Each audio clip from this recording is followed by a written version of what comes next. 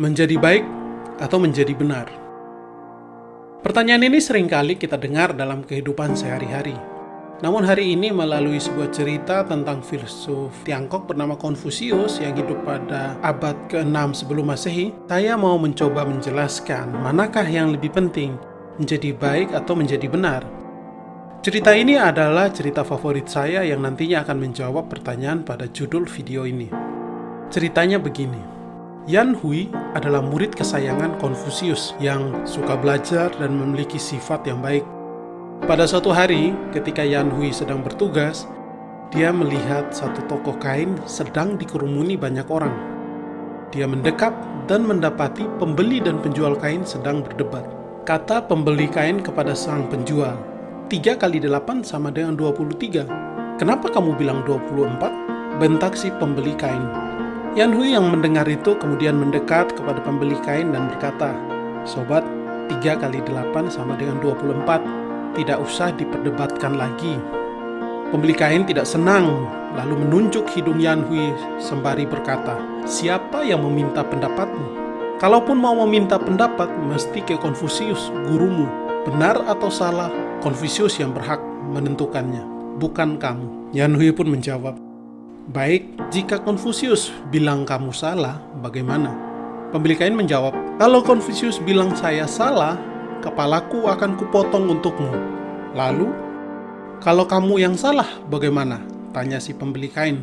Yan Hui pun menjawab, "Kalau saya yang salah, jabatanku akan kuberikan kepadamu." Keduanya sepakat untuk bertaruh, lalu pergi menemui Konfusius. Setelah Konfusius tahu duduk persoalannya, Konfusius berkata kepada Yan Hui sambil tertawa, 3 kali 8 sama dengan 23. Yan Hui, kamu kalah. Berikan jabatanmu kepada si penjual kain. Selamanya Yan Hui tidak akan berdebat dengan gurunya.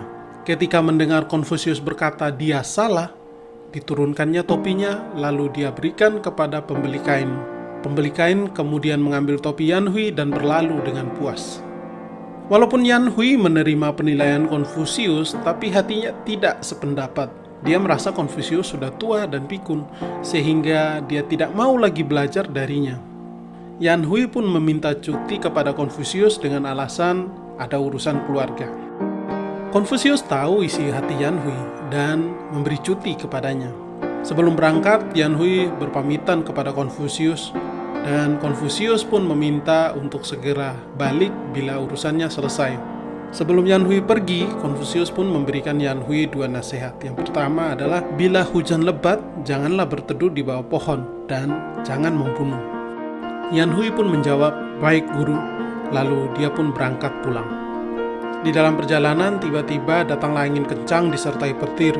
Kelihatannya sudah mau turun hujan lebat. Yan Hui awalnya ingin berlindung di bawah pohon, tetapi tiba-tiba dia teringat akan nasihat Konfusius. Dan dalam hatinya dia berpikir untuk menuruti kata gurunya sekali lagi. Dan akhirnya Yan Hui meninggalkan pohon besar yang rencananya akan dia gunakan sebagai tempat berteduh. Belum lama dia pergi, petir menyambar pohon dan pohon itu menjadi hancur. Yan Hui pun terkejut karena nasihat gurunya yang pertama sudah terbukti. Sembari melanjutkan perjalanan menuju rumahnya, Yan Hui pun berpikir dalam hati, apakah dia akan membunuh? Yan Hui tiba di rumahnya saat malam sudah larut. Dan karena tidak ingin mengganggu tidur istrinya, ia membuka pintu rumah secara pelan-pelan dan masuk ke dalam kamar istrinya. Sesampai di depan ranjang, dia meraba dan mendapati ada seorang di sisi kiri dan seorang lagi di sisi kanan. Dia sangat marah dan mau menghunus pedangnya. Namun, saat mau menghujamkan pedangnya, dia ingat lagi nasihat Konfusius gurunya, yaitu jangan membunuh. Dia lalu menyalakan lilin dan ternyata yang tidur di samping istrinya adalah adik dari istrinya. Pada keesokan harinya, Yan Hui kembali ke Konfusius, berlutut dan berkata, "Guru, bagaimana guru tahu apa yang akan terjadi?" Jawab Konfusius, "Kemarin hari sangat panas, diperkirakan akan turun hujan disertai petir. Makanya guru mengingatkanmu untuk tidak berlindung di bawah pohon. Kemarin juga kamu pergi dengan amarah dan membawa pedang, maka guru mengingatkanmu agar jangan membunuh." Mendengar jawaban Konfusius, Yan Hui pun berkata, "Guru, perkiraanmu hebat sekali. Murid sangat kagum." Jawab Konfusius kepada Yan Hui, "Aku tahu kamu minta cuti bukan karena urusan keluarga. Kamu minta cuti karena kamu sudah tidak ingin lagi belajar dariku. Sekarang coba kamu pikir, kemarin guru bilang 3 kali 8 sama dengan 23 adalah yang benar. Kamu kalah dan kehilangan jawabanmu. Tapi, jikalau guru bilang 3 kali 8 sama dengan 24 adalah yang benar, si pembeli kainlah yang kalah dan itu berarti akan hilang 1 nyawa. Menurutmu, jawabanmu lebih penting atau kehilangan 1 nyawa yang lebih penting?" Yan Hui sadar akan kesalahannya dan berkata kepada gurunya, Guru mementingkan yang lebih utama, dan murid malah memikirkan bahwa guru sudah tua dan pikun. Murid benar-benar malu. Sejak saat itu, kemanapun Konfusius pergi, Yan Hui selalu mengikutinya. Cerita ini mengingatkan kita bahwa banyak hal sebenarnya yang tidak perlu dipertaruhkan.